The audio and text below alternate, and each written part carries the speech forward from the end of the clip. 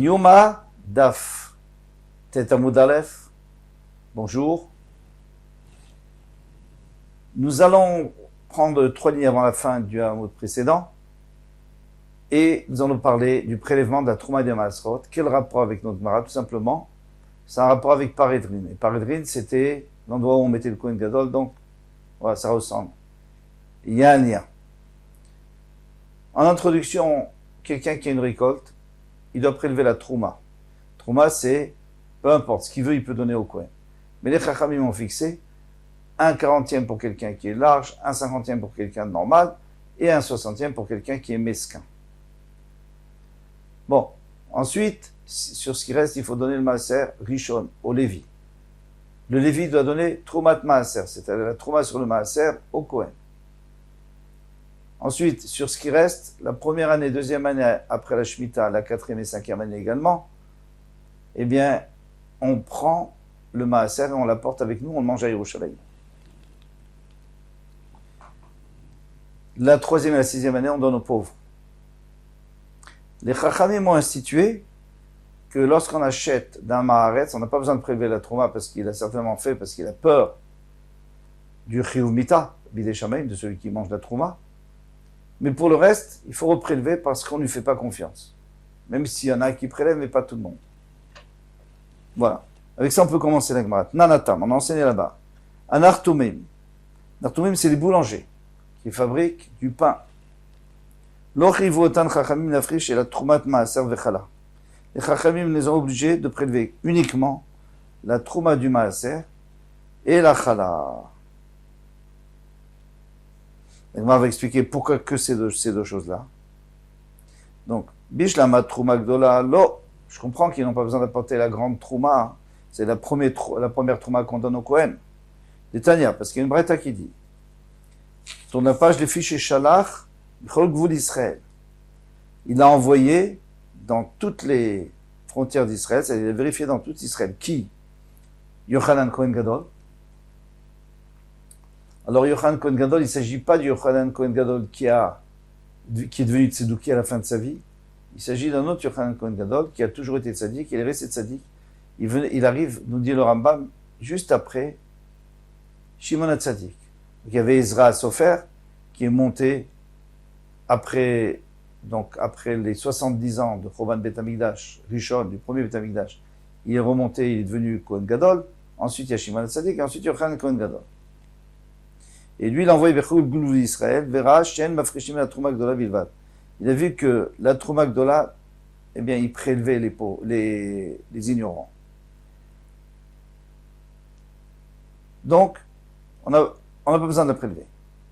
Maintenant, Maaser Rishon, Maaser Ani, Namilo, le Maaser Rishon et le Maaser Ani non plus.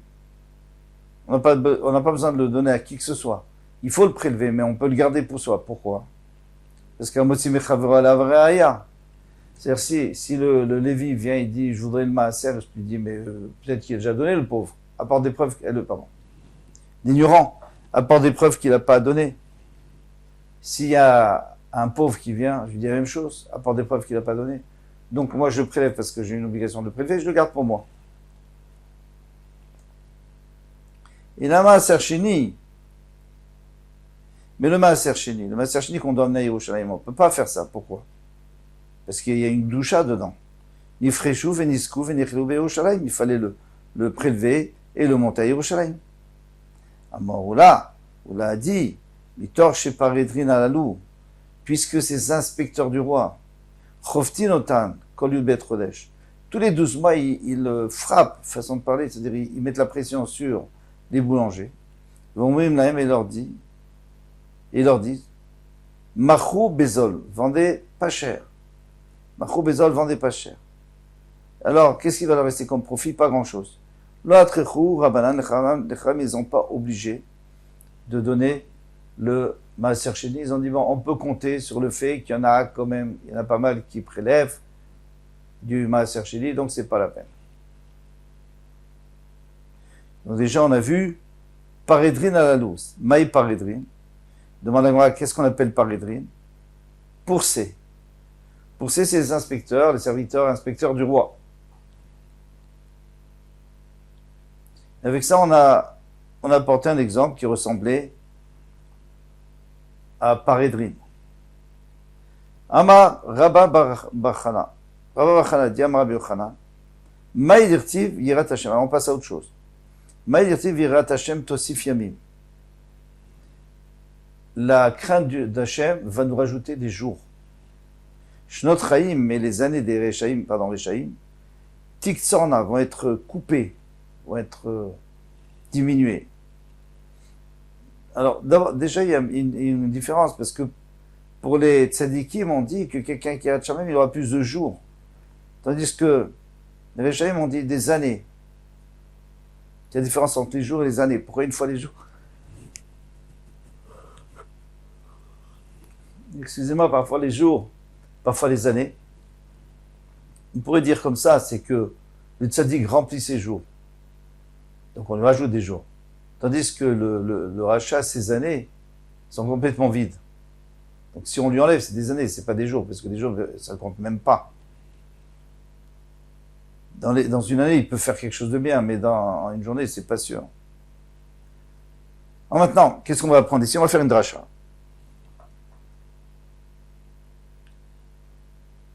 Yirat Hashem Tosif Yamim, Yirat Hashem Tosif Yamim. Donc, la crainte d'Hachem va rajouter les jours. Zemikdash Rishon, c'est le premier Beth Amikdash. Shehamad Arba Meot Ve'eser Shanim. Il a tenu pendant 410 ans. Ve'oshim Shubo est là, Yutret Kohanim Gdolim. Il n'y a eu que 18 Kohanim Gdolim qui ont servi. Ça veut dire que chacun a duré très longtemps. D'accord? Chacun a été Kohen Gadol au moins 20 ans, mais on va voir même plus que ça. Pourquoi? Parce que si on fait les comptes, on les connaît, ils sont dans l'Ivrei Yamim, dans le Nar, et si on en compte, il n'y en a que 8. Donc c'est pour ça qu'il y en a qui vont dire pas Yutret, mais Chet. Le Yut, c'est une erreur. Mais Tosfot, il lui veut garder les 18, mais alors il dit, mais il n'y en avait pas 18. Il y avait 8, plus le fils du dernier. Il s'appelait Yod Sadak. Alors, on peut arriver à 9. On dit, c'est simple, puisque chacun avait un second, au cas où il devenait tamé. Donc, ça fait 18. En réalité, il n'y en avait que 9. Donc, 400 divisé par 9, au moins 40 ans chacun. Ou Shnot, voilà, ça c'était, comme ça, Tosfot explique. Ah, mais alors, plus loin, on va voir que dans le deuxième Beth Amikdash, il y avait plus que 300 Kohanim. En vérité, il y avait plus que 600, puisqu'il faut compter les Kohanim, bien les Sgan Kohanim. Alors, on va voir ça tout de suite. Ushnot Rechaim Tiktzorna, et les années des Rechaim vont être coupées, recoupées. Zemikdashini, c'est le deuxième Beth Amikdash. Chez Hamad Arba Meot Ve'esrim Shana, il a tenu 420 ans. Et Shimshubo Yoter Meshlosh Meot Kohanim. Et il y a plus que 300 Kohanim qui ont servi. C'est même Shana, déjà tu peux enlever 40 ans. Chez Shimesh Shimon HaTzadik, que Shimon HaTzadik était Kohen Gadol. Ou Shmonim, et 80 ans chez Shimesh Yochanan Kohen Gadol. Que Yochanan Kohen Gadol a servi. Esser chez Shimesh Yishmael Ben Pabi. Il y avait 10 où Ishmael était Kohen Gadol, Ben Pabi. En vérité, ce Ben Pabi, c'est son père, mais sa mère, elle s'appelait Kimchit. Et elle a eu le mérite d'avoir des enfants qui étaient Kohanim et Gdolim. Dans tous les cas, celui-là, il y a un autre endroit où il y a écrit des enfants, parce que jamais les murs de sa maison ou les poutres de sa maison n'ont vu ses cheveux. Elle était tellement Tsanoua. V'amrela, et il y en a qui disent Yudalef chez Shimesh Rabbi Eliezer ben Charsum. Rabbi Eliezer ben Charsum, qu'on verra plus loin, il était 11 ans Kohen Gadol, il était très riche lui. Mikam Vaelach, maintenant si à partir de ce moment-là, tu sais, le Chachov va faire le compte. Moi j'ai fait le compte. 420 moins les 141 années de ces tzadikim là, qui ont duré pas mal, qui ont duré beaucoup de temps, eh bien, il nous reste 279. 279, il y a plus que 300 Kohanim Gedolim. C'est-à-dire qu'ils finissaient même pas une année. Kol echad ve'echad lotzi shnato, nous dit la Gemara, personne n'a fini son année. Pourquoi? Parce que c'était des mécréants. En tout cas, c'était pas des tzadikim, mais on peut pas rentrer au Kodesh HaKodashim si on n'a pas les idées, la tête pure et le cœur pur. Sinon il mourrait dans l'année. Il y en a qui mourraient sur place. Amar Rabbi Yochanan, il va nous expliquer, Ben Torta.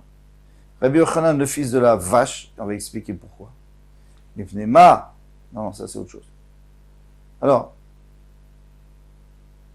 lui va parler du Mishkan. Et pourquoi maintenant, eh bien, ils n'ont pas tenu un an? Parce que ces gens-là, ils montaient au pouvoir, c'est-à-dire en tant que Kohen Gadol, avec de l'argent. Ils payaient. Ils n'étaient pas du tout à la hauteur. Rabbi Yochanan ben Torta, Rabbi Yochanan, le fils de la vache, a dit, Ma Charva Shilo, pourquoi la ville, le Mishkan Shilo a été détruit et les Plishtim ont pris de Aaron HaKodesh. Alors c'était quoi le Mishkan Shilo? Lorsque les Israéliens sont arrivés en Israël, pendant 14 ans, ils étaient à Nov.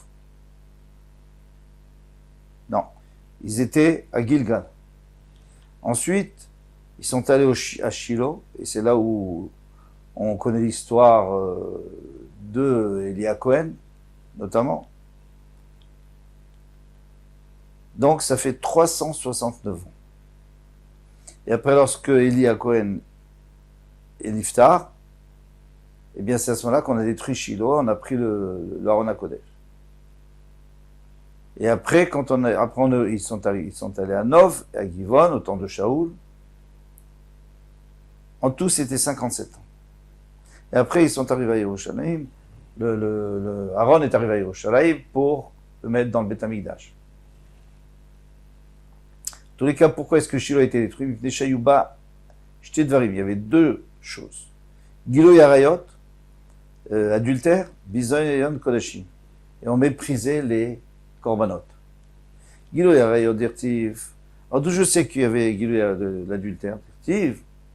Velia Zaken Meod. Et Elia Cohen était très âgé. Pourquoi on nous dit qu'il était très âgé? Alors on continue juste une phrase. Veshama et kol asher yasun banav lechol Israël. Et il a entendu tout ce qu'il faisait ses enfants à tous les bénis Israël. Ve'et asher yishkevun et anashim atzovaot. Et qu'ils allaient avec les femmes à Tzovaot Petach Ohel Moed qui se rassemblaient à la porte du Ohel Moed. Alors qu'est-ce qui s'est passé?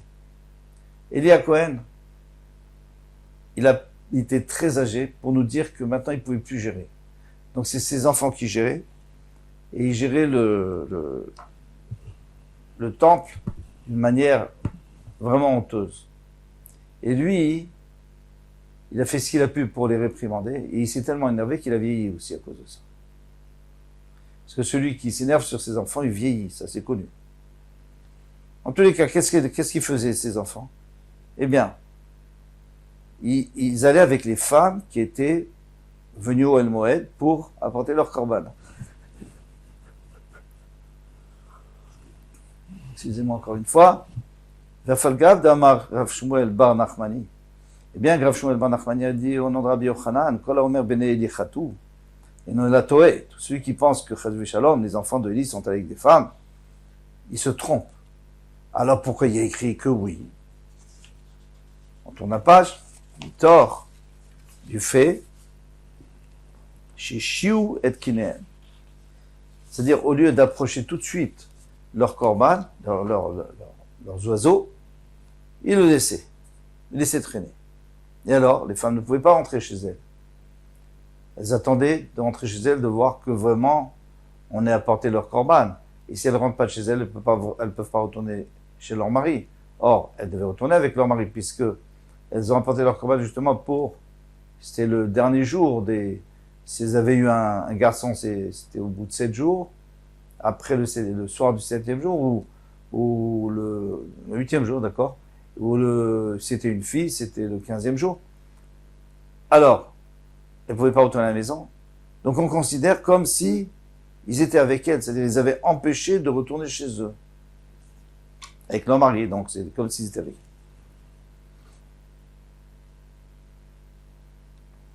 Alors, Mia Maleale Makatouf Kelu Sharvum, le Passouk considère comme si ils étaient avec eux. Alors, on peut se poser la question. Alors, pourquoi tu me dis que le Migdash Shiloh a été détruit parce qu'il y avait Guido et Ariot, il y avait l'adultère, mais ils n'ont commis aucun adultère, c'est juste qu'ils avaient. Alors pourquoi ils n'approchaient pas les korbanot tout de suite? Parce que justement, dans les oiseaux, il n'y a pas grand-chose à manger. Donc eux, ils préféraient apporter les vrais korbanot.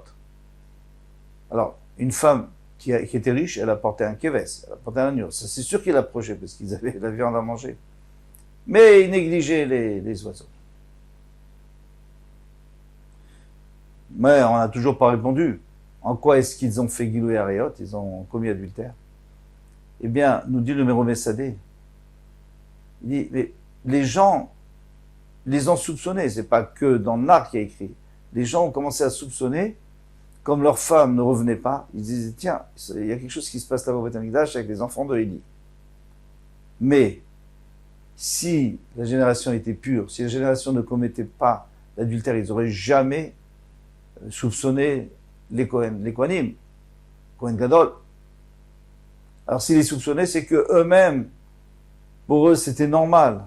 Donc ça prouve que dans cette génération, c'était complètement, les gens étaient dépravés. Bizayon Kodashim, maintenant en quoi est-ce qu'il y avait la négligence des Kodashim? C'est-à-dire qu'on est écrit, Gam Beterem Yaktirun et Achelem. Normalement, on a une obligation d'abord de brûler les graisses et tout ce qu'il faut monter sur le Mizbeach. Après le Kohen peut prendre son morceau de viande. Ou Ba'anar, alors on n'avait même pas encore brûlé les graisses. Ou Ba'anar à Kohen, et le serviteur du Kohen venait, ou le jeune Kohen, V'amar, l'Ishazover, il disait à l'homme qui avait approché son korban, Nena Bassar, donne-moi de la viande maintenant, tout de suite. Il saute le Kohen pour pouvoir griller pour mon maître, c'est-à-dire pour les enfants de Élie. Veloïkar Mimcha, Bassar Mevusha. Et après tu fais ce que tu veux. Après, tu n'as plus besoin de lui donner de la viande cuite. Il la veut crue, lui. Kim, Chai, donne-lui de la crue. Et Omer est là, Aïch. Et l'homme, il n'était pas d'accord parce qu'il sait très bien qu'on n'a pas le droit de manger avant que ça soit brûlé sur le Mizbeach. Il disait qu'à terre, laisse le temps. De toute façon, ils vont le faire aujourd'hui. Ils sont obligés de le faire le jour même. Ils vont déjà brûler les graisses. Qui atat iten. Pardon.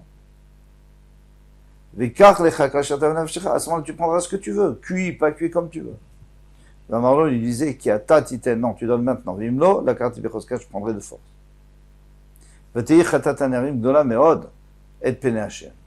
Et alors, c'était une grosse faute de se conduire comme ça. Lui, le pauvre monsieur, il vient pour apporter son korban, et on lui dit, non, donne-moi la viande, après on verra le korban.